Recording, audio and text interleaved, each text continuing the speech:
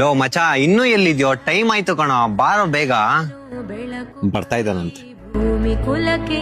ಓ ಏನ್ ಸಮಾಚಾರ ಮಚ್ಚಾ? ಇವತ್ತು ಹುಡುಗಿ ಜೊತೆ ಡೇಟ್ಗೆ ಹೋಗ್ತಾ ಇದ್ಯಾ? ಹಂಗೇನಿಲ್ಲ ಮಚಾ, ಸುಮ್ನೆ ಸುತ್ತಾಡ್ಕೊಂಡ್ ಬರೋಣ ಅಂತ ಹೋಗ್ತಾ ಇದ್ವಿ. ಮಚ್ಚಾ ಇಲ್ಲಿ ಕೇಳು, ಗಾಡಿಲಿ ಪೆಟ್ರೋಲ್ ಫುಲ್ ಇದೆ. ಹಂಗೂ ಏನಾದ್ರು ನಿನ್ ಖರ್ಚು ಕಾಸ್ಬೇಕು ಅಂದ್ರೆ ನನಗ್ ಫೋನ್ ಮಾಡು ಆಯ್ತಾ? ತಗೋ ಗಾಡಿಕ್ಕೆ ಹೋಗಿ ಎಂಜಾಯ್ ಮಾಡು.